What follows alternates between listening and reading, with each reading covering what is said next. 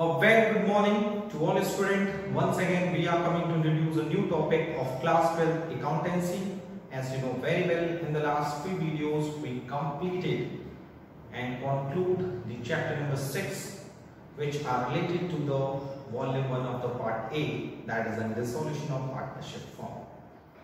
As well as we discussed which type of the theoretical and practical aspect which will be discussed in the volume 2 of the part A, that is in company's account. And you know very well, in the company's account there are basically 3 chapters, that is an issue of share, issue of debenture and redemption of debenture. And in the last video we also note down the important practical and theoretical concepts and points जिसे हमें आने वाले videos में, आने वाले classes में पढ़ने हैं. In the last video, we also discussed the definition of the company which are given by profession, and that is, a company is an artificial person having a separate entity created by law with a perpetual succession and no commerce. This definition is also gives a lots of the feature of the company. So in today's video, firstly we discussed the kinds of company, and thereafter we revised the important concept related to the company, its feature, as well as the difference between the private company and public company. So let's start the first topic of today's video, that is in kinds of a company. Basically, kinds of a company depend upon the following structure. Kinds of a company. According to Companies Act 2013, as well as if you are taking the old Companies Act 1956, companies can be categorized into the following categories.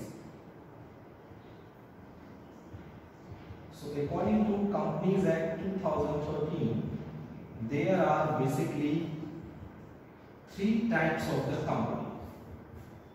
First, unlimited company.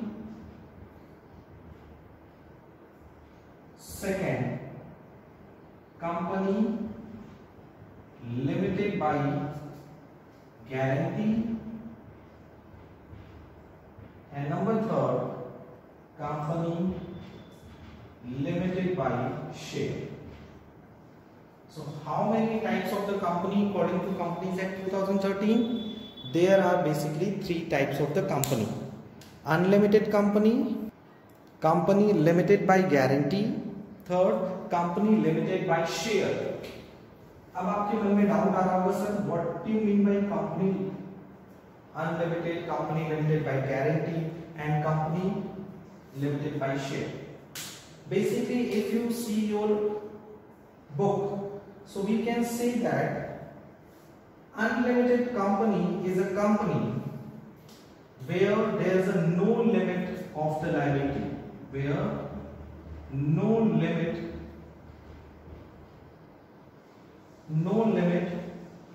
on the liability of its member. मतलब कि unlimited company वो company होती है जिसके member की जो liability होती है उसकी कोई लिमिट नहीं होती.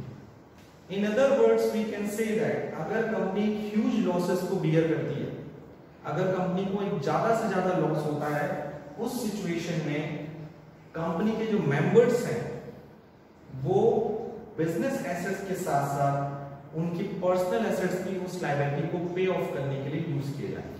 जैसा आपने पार्टनरशिप के केस में सुना हुआ है, सोल प्रोप्राइटरशिप में केस में सुना है कि सोल प्रोप्राइटरशिप में जो लायबिलिटी होती है वो अनलिमिटेड. तो unlimited companies are those companies where no limit on the liability of its member, जहां उनके मेंबर की कोई लायबिलिटी लिमिटेड नहीं होती. वही अगर हम बात करें company limited by guarantee, so in case of such of the company the liability of the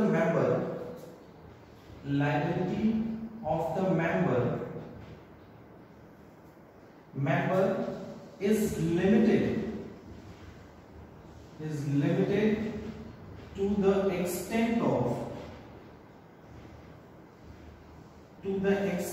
of guarantee given by them. यानी कि कंपनी लिमिटेड बाय गारंटी के मतलब वो कंपनीज होती हैं जिनके मेंबर की जो लायबिलिटी होती है वो लिमिटेड होती है, अनलिमिटेड नहीं होती है, लिमिटेड होती है। लेकिन लिमिटेड कहां तक होगी? जितना उन्होंने गारंटी दी। सपोज एक कंपनी में 50 मेंबर हैं और 50 मेंबर ने 5-5 लाख रुपए की गारंटी दी है कि जब भी कोई लॉस होगा, जब भी कोई अनसर्टेनिटी होगी, they will give 5 lakh each. So उन्होंने गारंटी दी हुई है कि लॉस के केस में वो 5 लाख रुपीस तक बियर करेंगे।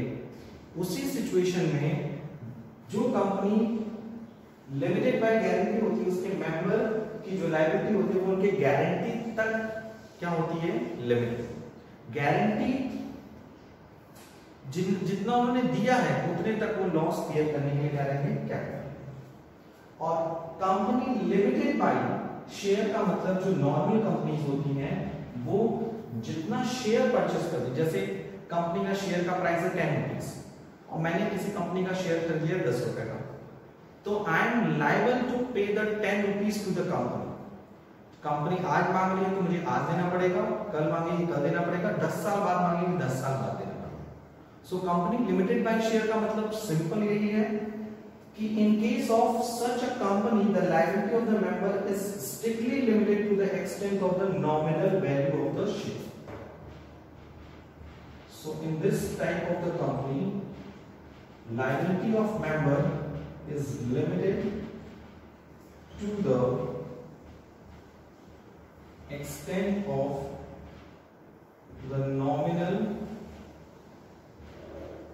value of share. आपको पढ़ा है आपको 11th में कि अगर कोई कंपनी का आप शेयर खरीदते हैं तो जरूरी नहीं है कि कंपनी एक साथ सारा पैसा मांग ले। कंपनी उसमें से कुछ पैसा मांगती है, कुछ पैसा वेट करती है कि आपसे बाद में मांगेगी। तो इसका मतलब नहीं कि आपको वो पैसा नहीं देना है। कंपनी को जितना पैसा का आपने शेयर खरीदा है आपको वो nominal value of the share आपको पे करना है। तो सिंपल सिचुएशन है। There are basically 3 types of the company according to the Companies Act 2013: unlimited company, company limited by guarantee, and company limited by share. And after that, if we are talking about the classification of the company limited by share, so please see it very carefully. There are basically 3 kinds of the company limited by share. यानी unlimited company, company limited by guarantee की कोई types नहीं होते, लेकिन हाँ जो company limited होती है बाय शेयर उसके 3 टाइप होते हैं। पहला प्राइवेट कंपनी, दूसरा पब्लिक कंपनी, तीसरा वन पर्सन कंपनी, जैसे आजकल न्यू ट्रेंड में कहा जाता है OPC. OPC means one person company. So how many types of the company limited by share? 3 types of the private company, public company and one person company. So in short let's discuss about it कि private company क्या होती है, public company क्या होती है, one person company क्या होती है। So first is a private company.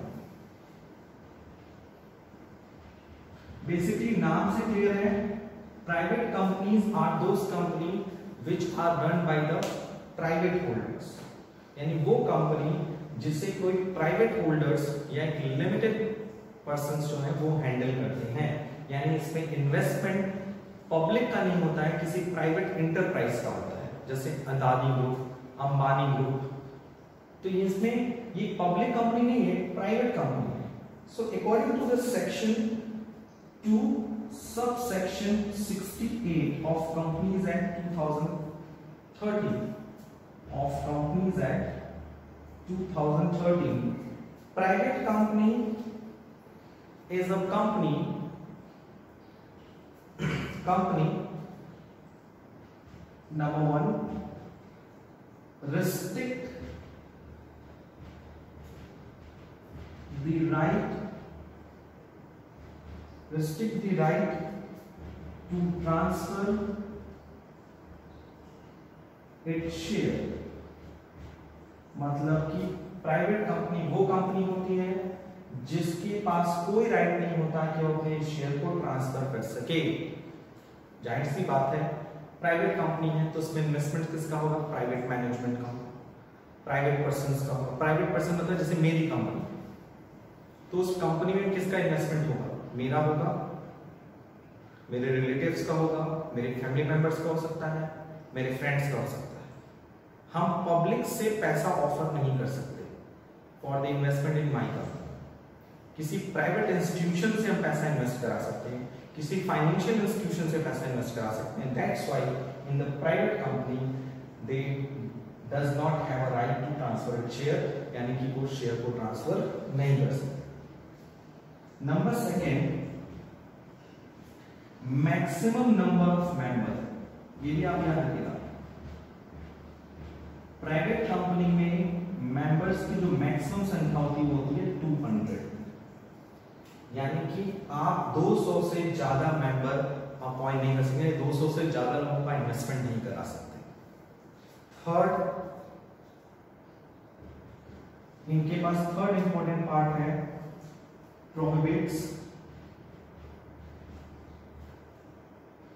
any invitation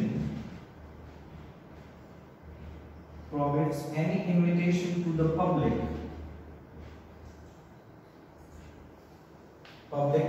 to subscribe for any security। मतलब कि सिंपल वर्ड हम ये कहें कि प्राइवेट कंपनी वो कंपनी होती है जिन्हें शेयर इश्यू करने का भी हक नहीं होता। मतलब ये प्रोस्पेक्टस इशू नहीं कर सकती। प्रोस्पेक्टस इशू करना मतलब आपको सिंपल से समझ में आएगा कि इस तरह की कंपनीज प्रोस्पेक्टस इशू नहीं कर सकती, यानी पब्लिक में पैसा ऑफर नहीं कर सकती। वही सेम तीन बातें आपको समझ में आ गई कि प्राइवेट कंपनी वो कंपनी है जिन्हें अपना शेयर ट्रांसफर करने का राइट नहीं होता, ज्यादा 200 मेंबर्स हो सकते हैं, और prohibit any invitation to the public to subscribe any security।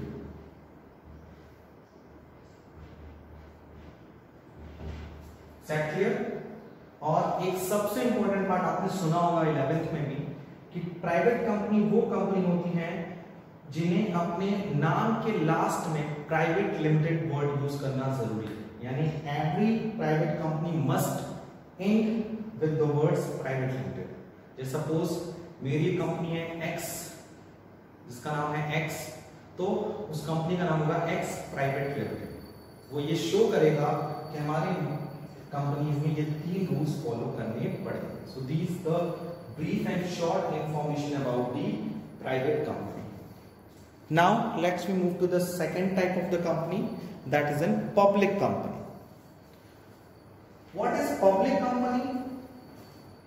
Basically अगर हम शॉर्ट में कहें, public companies are those companies which are not a private company. Yes, so public company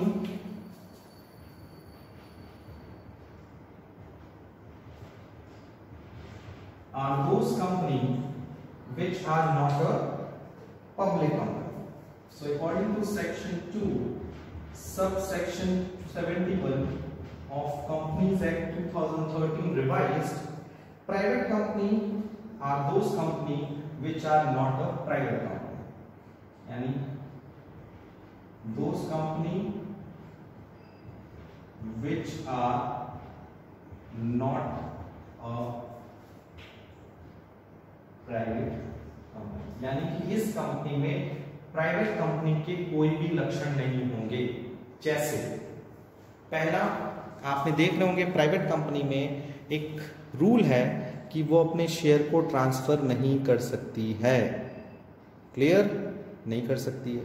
तो क्या पब्लिक कंपनी भी नहीं कर सकती? नहीं, public company can transfer its share, can invite to the public to subscribe any security. तो अगर आप अपने वर्ड में लिखें तो पहला लिख सकते हैं right to transfer its share.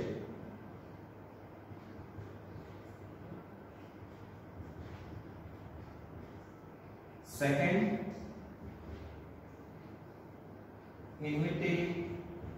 right to invitation या issue of prospectus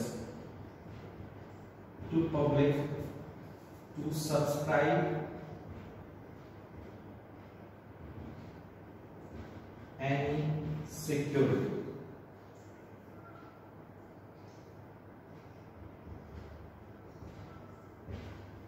Basically, you can see that public companies are those companies जिनके पास राइट होता है कि अपने शेयर को ट्रांसफर कर सकती है, पब्लिक को इन्विटेशन दे सकती है ताकि वो उनके शेयर को सिक्योरिटी को क्या कर सकें, सब्सक्राइब कर सकें। तीसरा इंपॉर्टेंट पार्ट ये है the maximum number of member.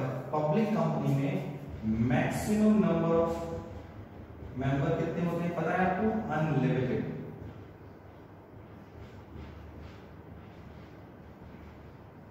यानी पब्लिक कंपनी अनलिमिटेड मेंबर्स रख सकती है, इसके कोई काउंटेबल नहीं, क्योंकि पब्लिक कंपनी मतलब वो कंपनी जिसमें पब्लिक का पैसा क्या होता है, इन्वेस्ट होता है। Okay, so this is an brief information about the private company in public company. And after that the new type of the company जिसे 2013 में ही अप्रूवल मिला है वो है 1% कंपनी। इसके बारे में हमें पता होना बहुत जरूरी है।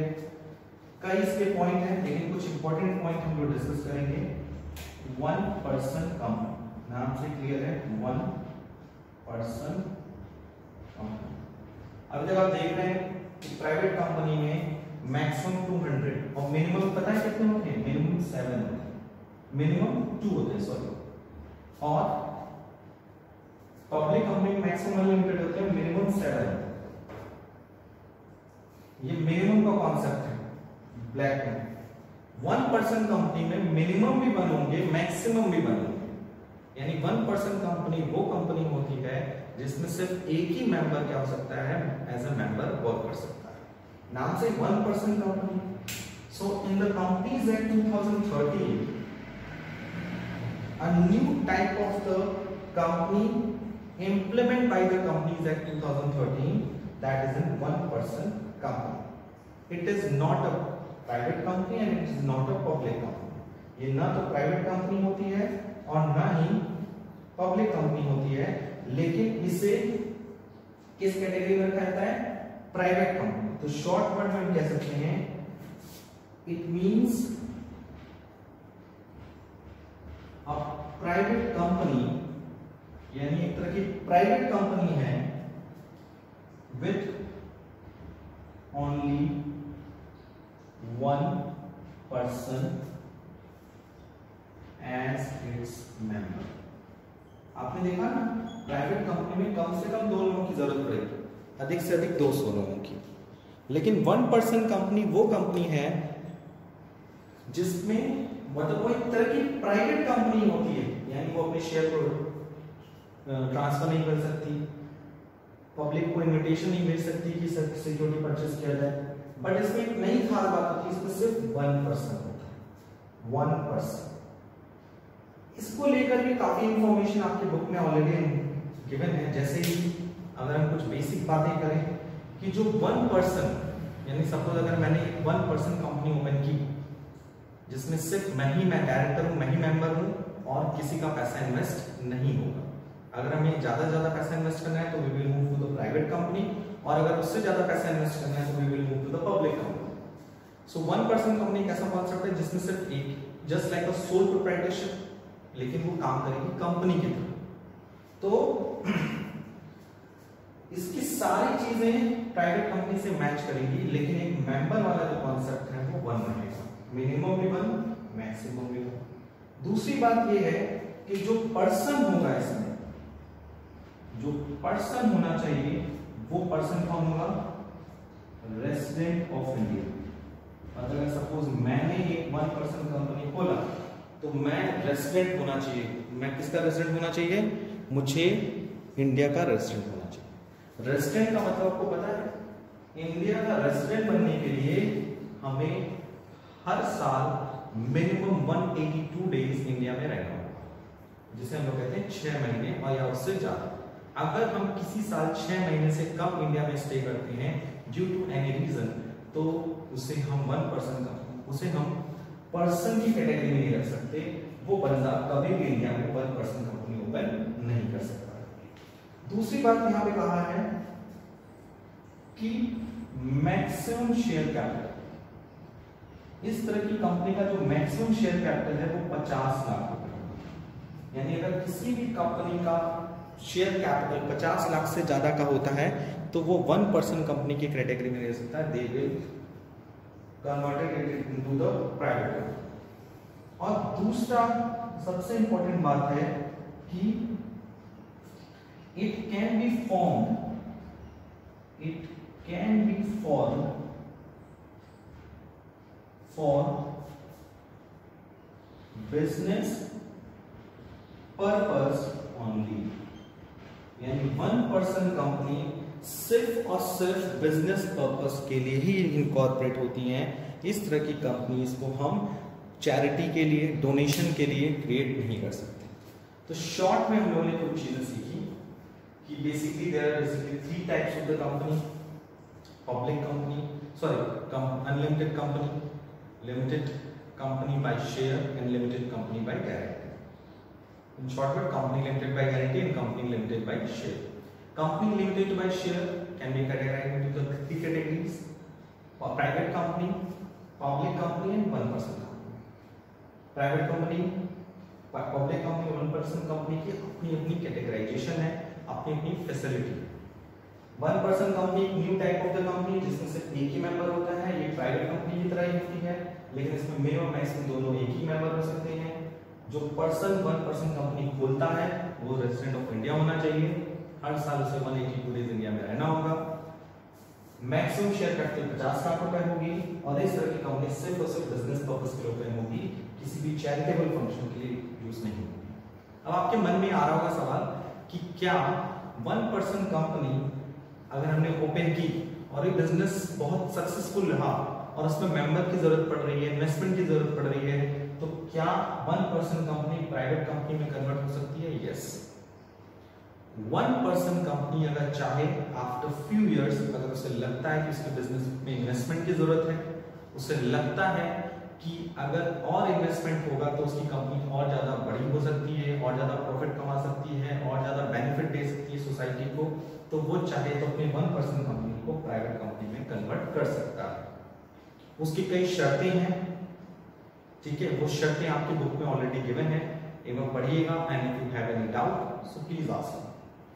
And now we will move to the next concept. So firstly please note down all these things in your copy properly.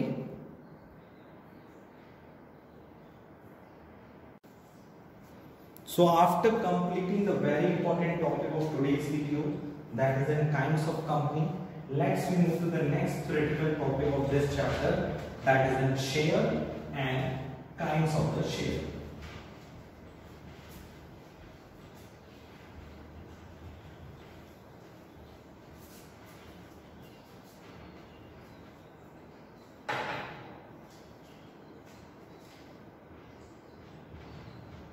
Shares. What do you mean by shares? Total company, total capital of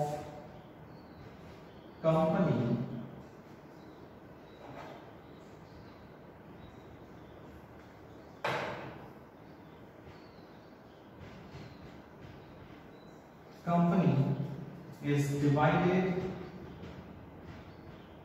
into small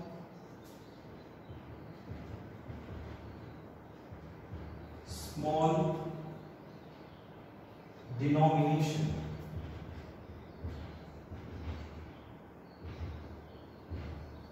The total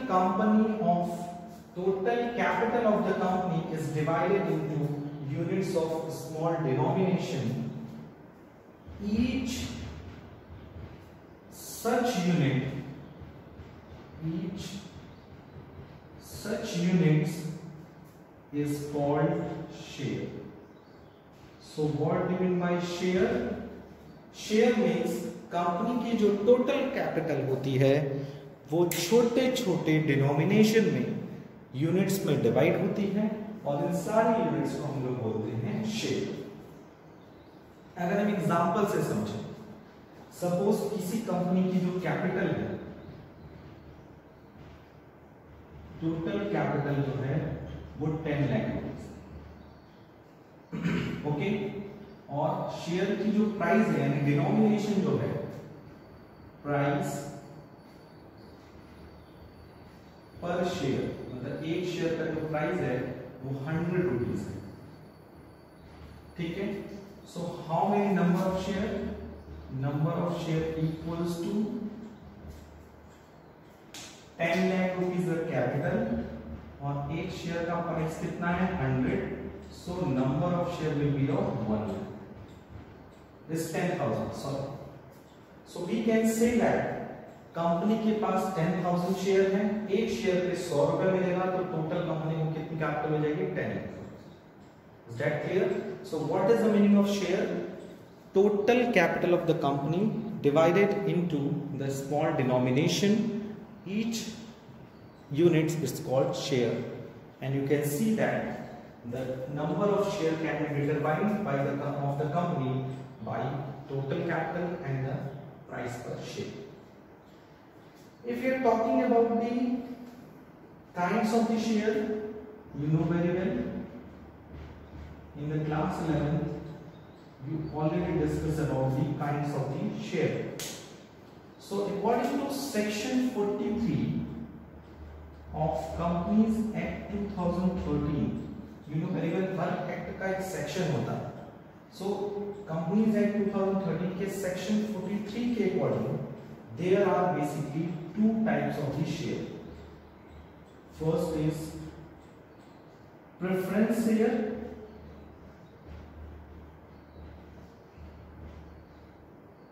and second equity share. ये आपने already 11 में पढ़ा हुआ है कि what do you mean by preference share and what do you mean by equity share.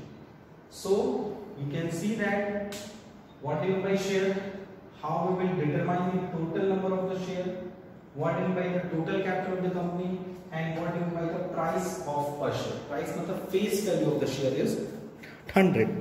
एक share 100 रुपए का है, कंपनी को टोटल कैपिटल चाहिए 10 लाख, तो कंपनी कितना शेयर इशू करेगी 10,000। और काइंड्स ऑफ शेयर की बात करें तो there are basically two types of the share, preference share and equity share. So what do you mean by preference share and what do you mean by equity share? You already discussed in the last few classes, in the last class, in the class 11. Preference share are those share which have a right to preference. यानी preference share वो share होते हैं जिन्हें preferential rights मिला होता है.